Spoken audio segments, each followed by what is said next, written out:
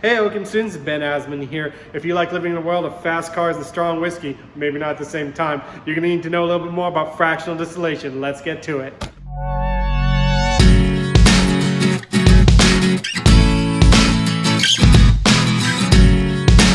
Fractional distillation. It's a way of separating two volatile compounds, two volatile liquids from each other. Just like simple distillation will separate a volatile from non-volatile, this is two volatiles. Now this is particularly useful when you're taking crude oil and you're making it into jet fuel and gasoline and every other product that you need from it.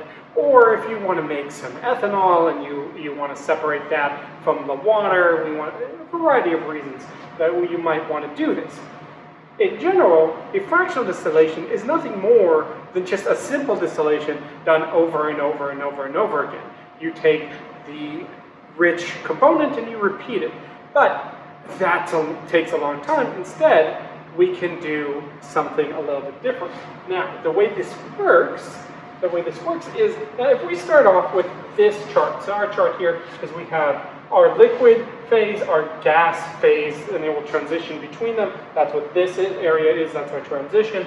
And we have a ratio, temperature here and a ratio here where it's 100% of one thing on one side and 0 on the other and vice versa.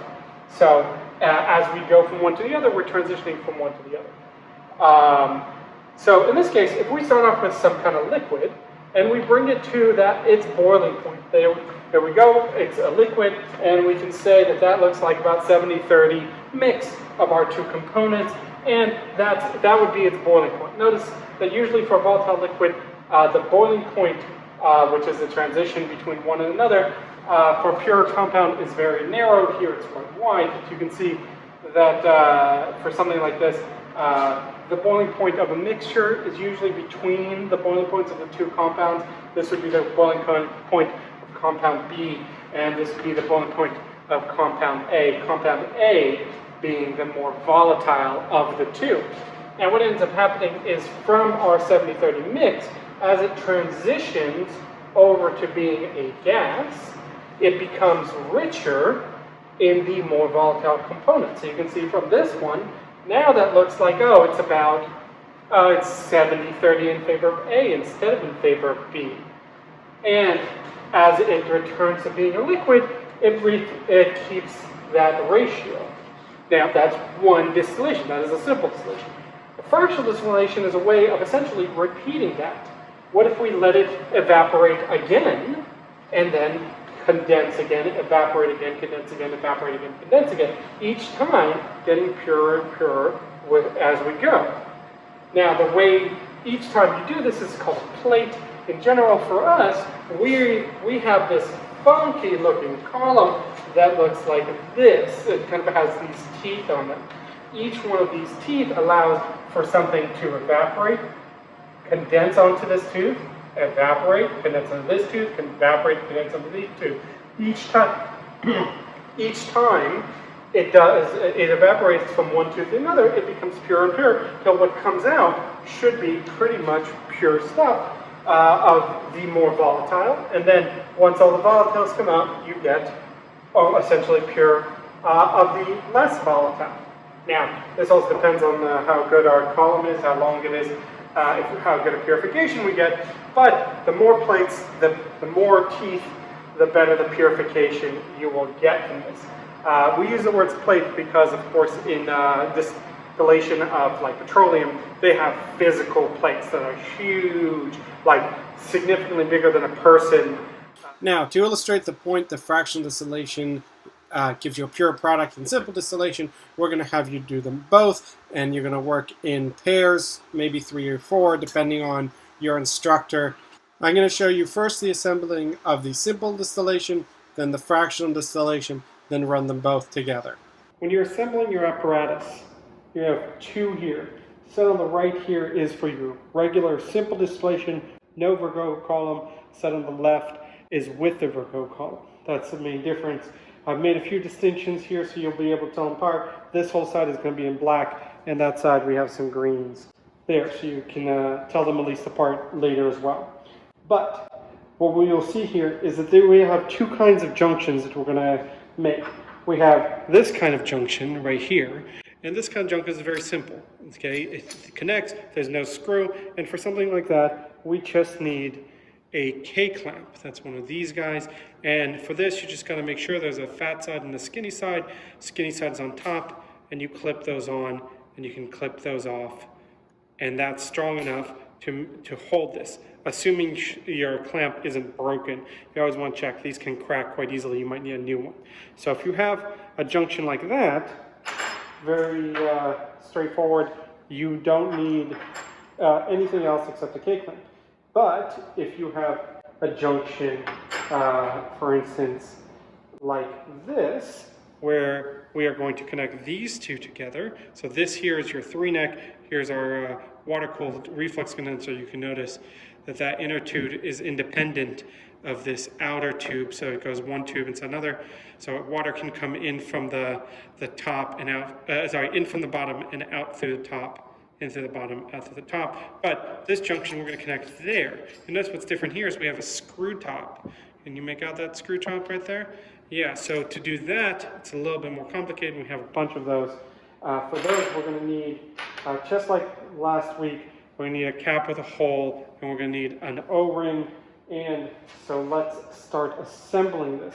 I'm going to start assembling this from here. These two pieces are going to need to be connected. So the same thing will apply. So for this one, I'm going to put a cap with a hole and an O-ring, making sure, lost that one, making sure to overlap this to pass that little lip there. If it doesn't, it won't seal tight.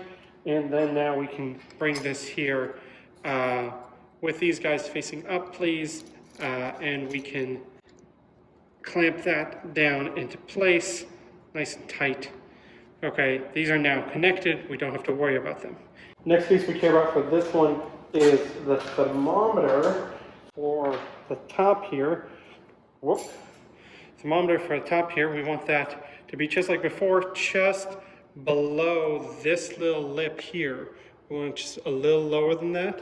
And so to do that, to hold that in place, we're going to have a glass thermometer adapter, and it has an accompanying cap that sometimes is blue, and a little tiny baby O-ring. Oh, isn't it cute? So we're going to start off by guessing roughly how deep we need this and put the O-ring there. I'm going to guess a little shallow. We can easily adjust that later. Take our glass thermometer adapter, and no, this isn't broken. It's just, well, this particular one is a little bit broken, but these are cut usually, and it's fine if they are a little broken. So that's here. That's definitely going to need to be deeper, but you can see that that O-ring already holds this pretty well in place. And then now we can just take our cap, slip it on the other side, and screw these two pieces together nice and tight. And now we flip this over because on the other side we have a similar junction as before, and this one has a screw cap for our 3-neck. So that means when we connect these two together, we will need this setup there. So once again, cap with a hole and an O-ring. Get the O-ring past the lip, connect the two together, and tighten. Connect the two together and tighten. Nice and tight. And if you tightened everything down enough, this should be plenty to hold on to everything without you having to do anything else. So now we want to just do a last minute adjustment to the depth, and I'm literally just going to grab it here, and I'm just going to loosen this just a little bit so that it's not tight. And then now I can push it down to the depth I want it, and I want it just about there with that bluish part of the triangle just lined up with that lip there.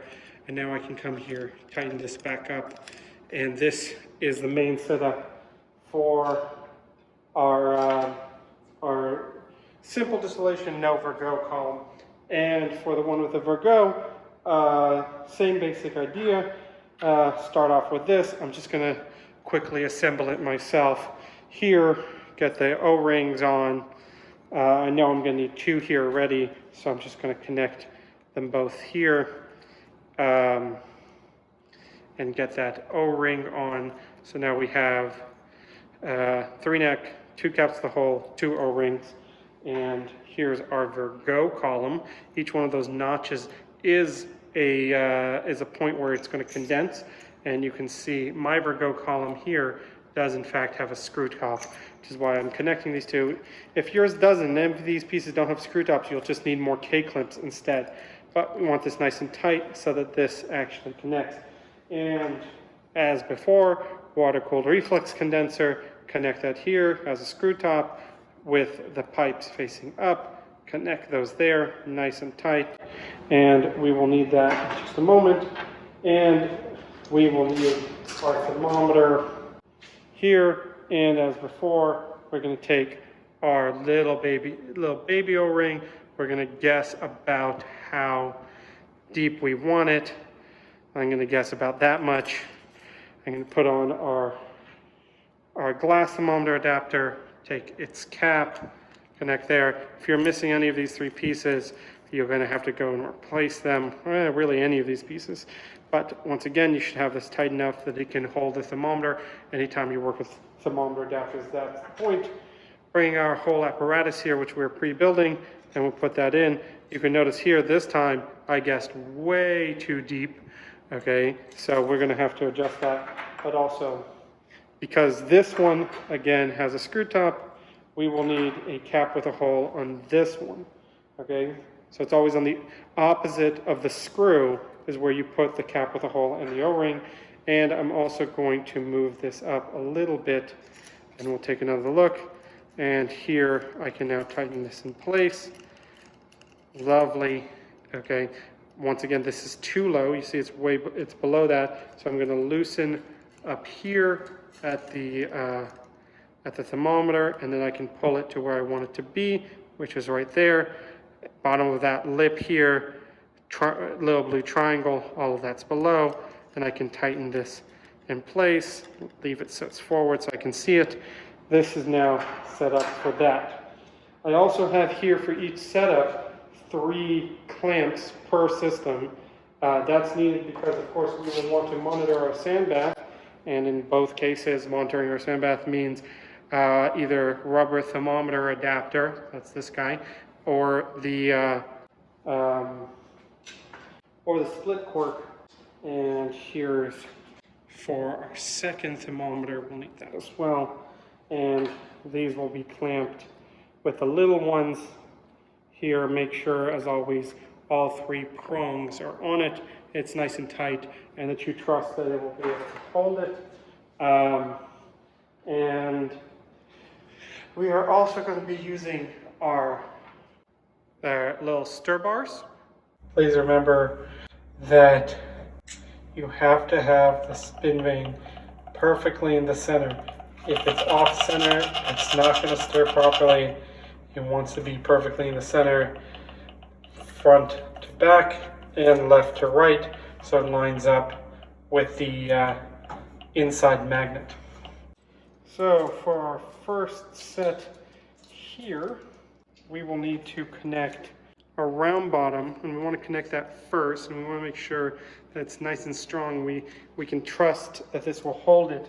We're going to connect that here, and because it's the bottommost piece, we don't have to connect anything else to it. Gravity will hold everything else in place.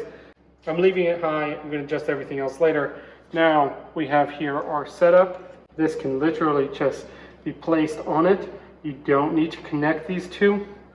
That works just like that. For measuring the volume that comes out, we will need some kind of measurement device. I'm using here this 10 mil volumetric. And once again, I'm going to clamp this first in place, and then once I'm happy with it, I can make final adjustments. And here's my thermometer. I have it prepped.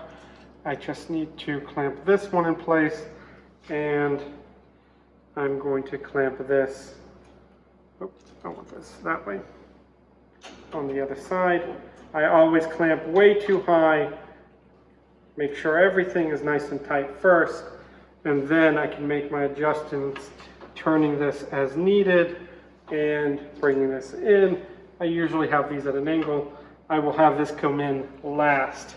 Here's our setup. Lovely. Make sure our stir bar is in here. Now we're going to connect the water. We want, as before, for water, we want latex tubing, not the thick rubber tubing. So for this particular hood, the water connection is here. Sometimes, you know, the water connection would be over there, regardless, the controls right here, WC. And water will always come in through the bottom. In this case, this is the lower one. So in through the bottom, and it's going to be out through the top.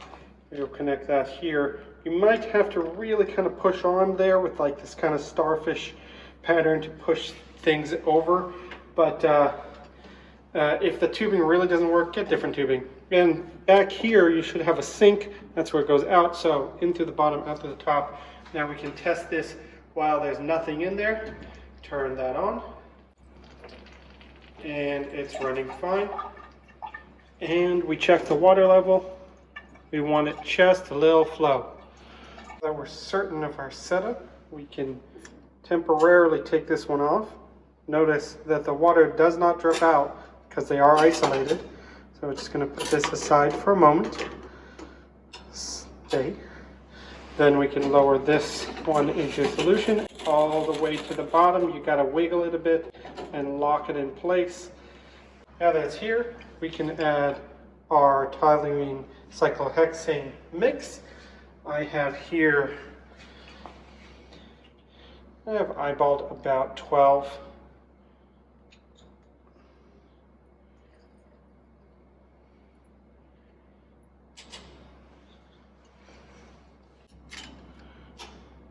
Place this on, adjust the height of this one. So we want about that height. Make sure that they are nice and tight together so that these two just below each other. Lovely, and we can even take this thing off, we don't need that. And finally, lower the thermometer here into the sand bath. And we want that as close as possible to here, nice and tight.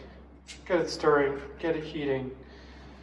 And now we're going to start assembling our fractional distillation apparatus. So just as before, I'm going to start off here with my round bottom, clamp this tightly in place, add to that my stir bar, and connect it a little bit too high here. Onto this I place the setup that we built. Nothing else needs to be attached. Gravity will hold this in place. If you insist, you can try adding a K-clip here, but that's not required. And here, of course, is our flask to hold this to count how much we're getting. And as before, water needs to come in from the bottom. From this source is back here.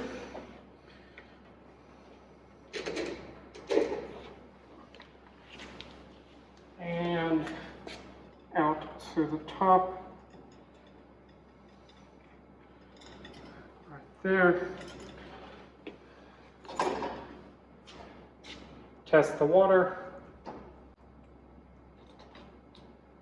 Looks good. Now lower it into position. Nice and deep in the sand bath. To this I'm going to add our toluene cyclohexane mixture. I have here 12-ish mils. Twist that off. Add that in. Place back on. And now make adjustments with this. Turn on the heat, turn on the stirring. Now I'm going to show you running them both at the same time because that's what you should be doing. Each person observes a different piece, but the general procedure is the same for both of them. You will, however, need different vials. As you can see here, I have labeled them all 1A, 1B, 1C. These are for without the Vigreux, and 2A, 2B, 2C, those are with the Vigreux column. Now this will take some time before you start collecting your first drops and recording your first pieces of information.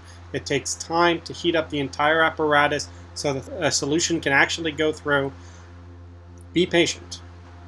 Once you start collecting, you want to have one person observing the change and the other recording the temperature as it's happening. Ideally, you want the volume to increase by about a mil every minute or so adjust the temperature accordingly. Once you reach 3 milliliters, it's time to take your first fraction or cut of the solutions. For this, on our right, we're going to have vial 1A, that's the simple distillation, and on our left, the fractional distillation, that's vial 2A. You'll need to collect about half a milliliter, that's just a few drops, before you switch back to the graduated cylinder. And then make sure you tighten them completely. These are most likely going to stay over the weekend. You don't want them to evaporate. Now we keep collecting, we keep recording the temperatures every half mil, this time until we reach 6 milliliters. Once we get to 6 milliliters, we're going to collect our second fraction or cut. For simple distillation on the right, we're now on vial 1B, and for fractional on the left, we are now on vial 2B.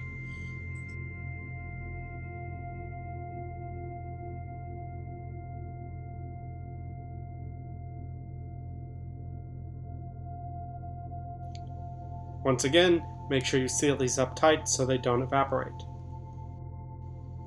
Once again, we continue collecting, recording temperatures. We might have to ramp up the temperature a bit to make sure we get the toluene to distill over, but that's really dependent on your situation. Time for your last fraction or cut. Simple distillation, vial 1C, fractional distillation, vial 2C, half a mil in each.